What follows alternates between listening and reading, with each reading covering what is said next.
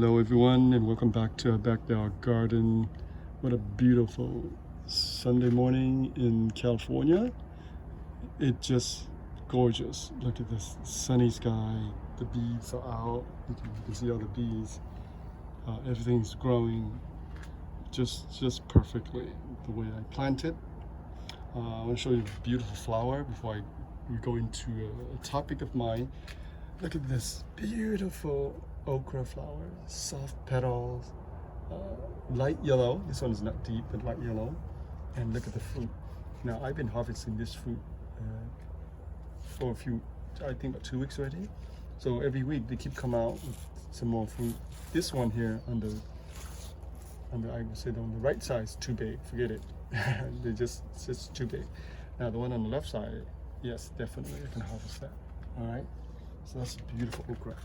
Apologize for the shot, the camera angle, the shot is too close because I have no choice. I am directly against the wall and I only have about 18 inches to the plant. So when I do this, it's kind of close. Say hi. Hi. All right, hi. Hi, son. What's up? Nothing. Okay, did you making a video? I'm trying to measure my height. Do you want to be in this video? So when we talk about something, do you want to contribute? Do you want to comment on this video? Sure. Yes. All right. So stick around. Just stand here. Yeah, that's beautiful ladybugs, isn't it? What happened when you see ladybugs? I tried to grab them. Oh, I don't mean that. I mean when you see ladybugs, that means they are working. They're doing something in the garden. They are helping us fight off other insects. Ladybugs are good insects. Remember that? Well, everybody, yeah, we just off the topic. That's what spontaneous conversations. So bear with me. This is just a conversation with you, with my son, and in the garden. So bear with me, and we get to the topic shortly. So again, this is just beautiful bitter melon. They are about maybe almost, yeah, exactly 6 inches. All right. Again, the shot is very kind of close sometimes, so bear with me, viewers. I know sometimes the shot is really close and it's annoying to you guys, but I sometimes had no choice. So, you know, filming from this side, of course, you can see the distance, but when I turn around to the plant, I'm very close. Look at the leaves. Look at my hand, it's so close. We have plenty of fruit so far. Look at all this. This is another Persian cucumber. It's ready to go. And then we've been harvesting, picking a lot of the Japanese cucumber. Look at this, more of them there. And look at all these bees, man. Look at all these bees.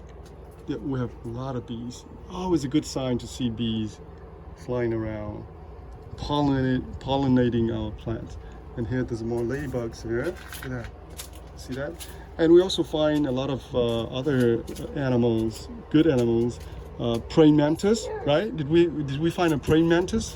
So we do have praying mantis in our garden. It's just beautiful. Lizard, ladybugs. So those are good beneficial animal insects, and bees obviously, right? Look at that. Isn't that beautiful? Look at how big the flower is, and look at the bee. Why do you think the flower is yellow?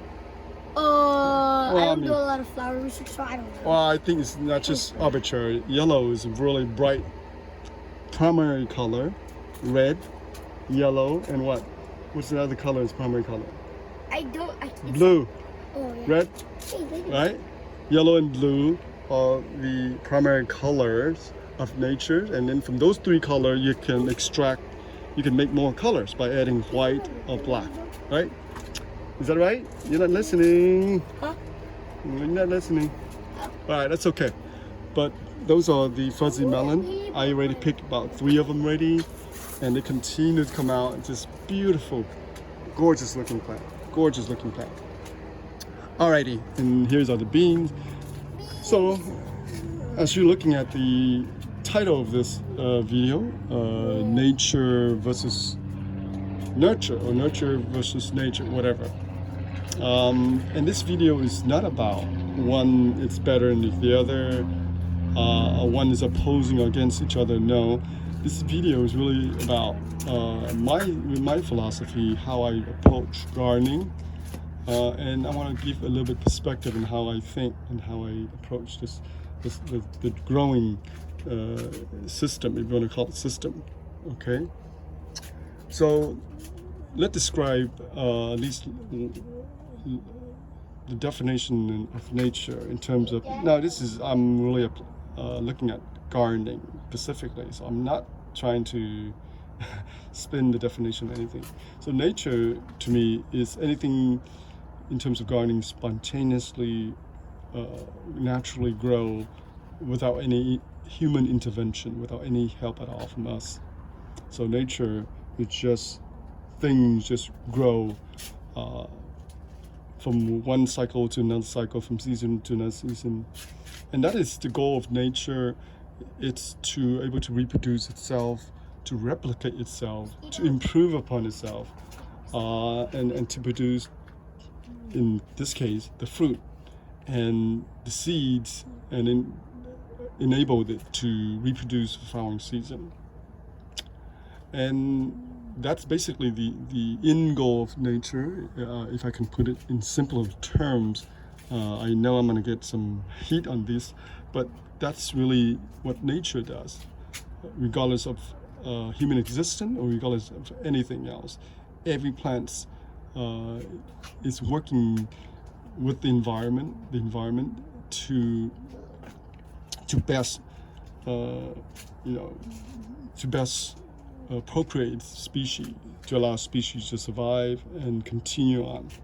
So I think that's the general, broadly terms of nature. So in terms of nurture,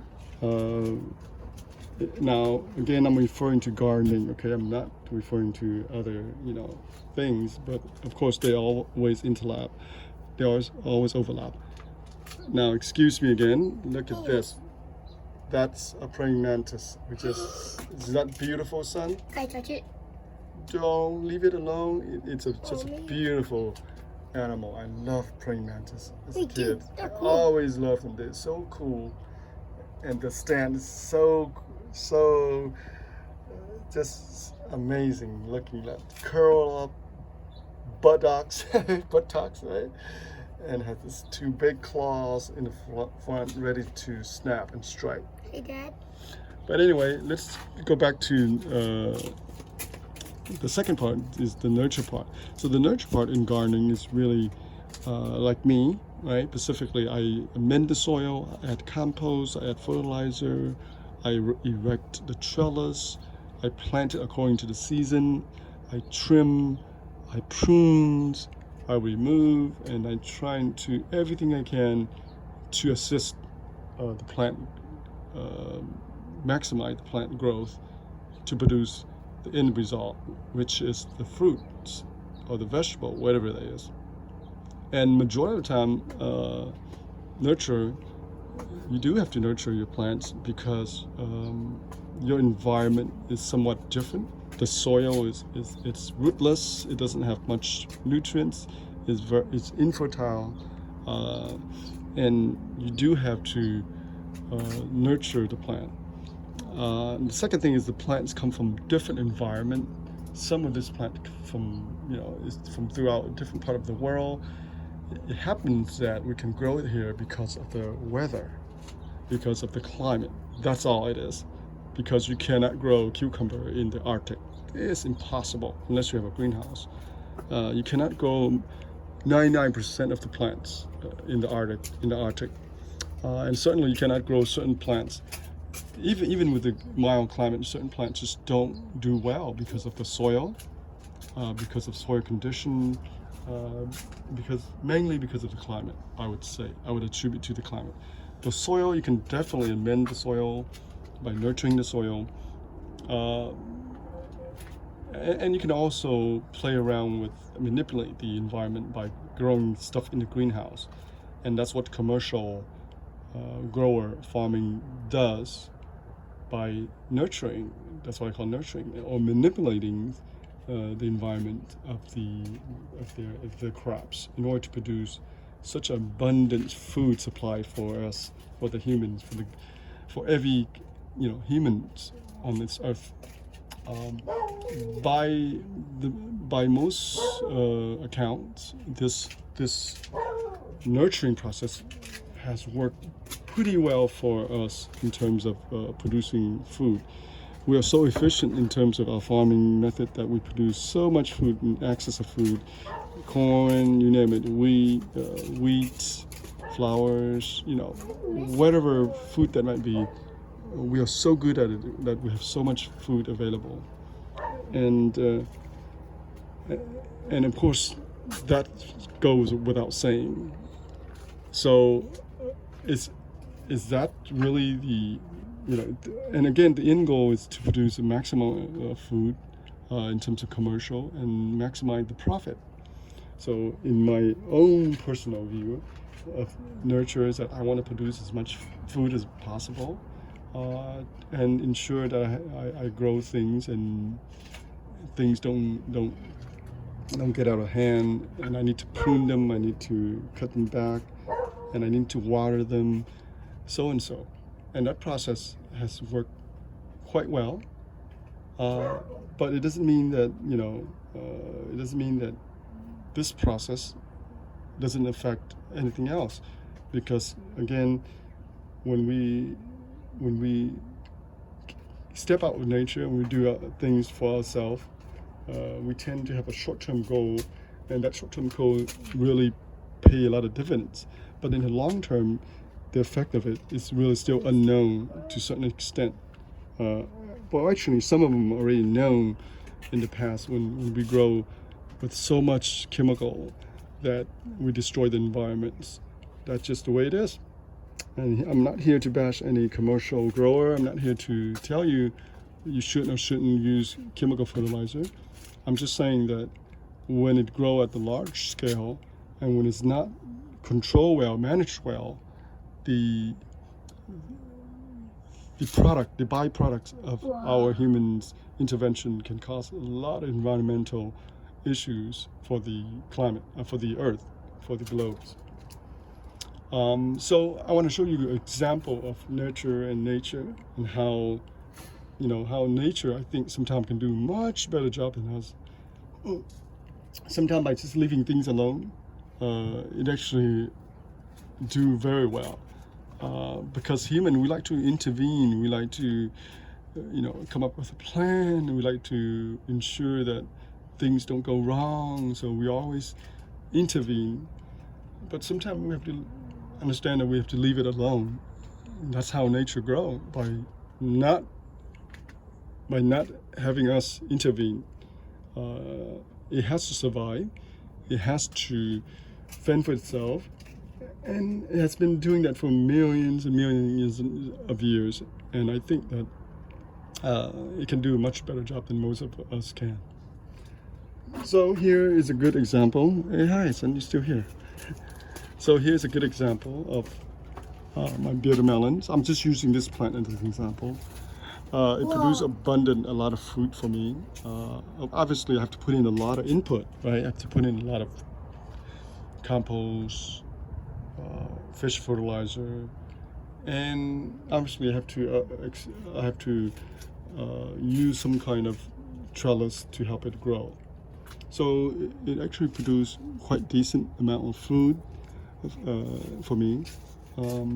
But once in a while, let me show you back there, that a plant does not need any of that and it still can produce food. So here is the proof. I want to show you this. So back there's a bitter melon plant. Hopefully you can see that. We'll get closer. It absolutely did not get any of my care at all. No water, no fertilizer, nothing. It just grows spontaneously because somehow the seed got spread over there. One time I just tossed a fruit over there, I don't remember, and the seed germinated and it produced a beautiful plant. And sure enough, it actually produced fruit right here. Look at this. Look at this. Look at this. Isn't that beautiful? Look at that. Whoa. So this is one of the bitter melon plants here that start growing here. I'm not even aware of it until it start growing. I say, oh, that's a bitter melon plant, and let's see what will happen. Again, without any watering, without any compost, without any fertilizer. But guess what? It just start growing and growing, and even produce such a beautiful fruit here. I would say that this is even better than mine. I must concede that this is actually better than my fruit, the one I grow over there, right? So again, the process of nature is really one that is spontaneous, self-regulating with the environment. It's all about survival of the fittest, and at the end goal is to reproduce and replicate oneself. That's the goal of nature. And as us, we are part of nature, obviously, but we've only been around a very short period of time compared to this grander thing, compared to the nature of things that have been here for eons and billions of years. So that is my philosophy. And when the viewer asks me about advice and this, I tend to shy away from it because I want them to look into themselves, look at nature, and learn from nature. Excuse me, I lost my voice. Rather than learn from me. So majority of my videos, I should say it right now, a majority of my videos are not really advice, even though I sometimes say things on my video that may sound like it or may suggest like I am giving you advice, but they are not advice. They are not how to. That's just the way I just, just blur and talk over the videos. If you want to take it as advice, fine. But again, it's not about how to do things. You have to figure out how to do things. And once you're able to do that, and again, nature is your best teacher. Once you're able to incorporate those ideas from nature, I guarantee you'll be very successful in terms of growing things in the backyard. Even with this tiny little, plot of soil. All right, so that's my talk for today, and I hope you understand what I'm trying to tell you. I lost my voice. I think this morning my voice is a little dry. Okay, son, come here. You want to say something? Okay. You know what you're going to say? Bye. All right. So let me ask you a question real quick. If I mix a red color and a yellow color together, what do I get? Come on. Red and yellow mixed together. What do I get? Orange. I think you're right. I think orange. I guessed it. What if I mix a yellow color, a blue color together? What do I get? That makes green. That's make green. So, okay. So remember those three colors. Red, yellow, and blue. Those are the primary color in the color wheel. And with those three colors, now we're talking about pure light color. We're not talking about pigment. Sometimes pigment you don't get a nice color. But in terms of pure color, red, yellow, and blue with a little bit of white and black, you can make all sorts of color. And that's what nature does. She makes every color is imaginable. Is it normal for a bee to be able to stick its head in a flower? But thank you for watching, and please comment if you have any comments for me, and we'll come back to make more video for you. Wish you guys have a wonderful days and stay healthy and safe. Alrighty, bye for now.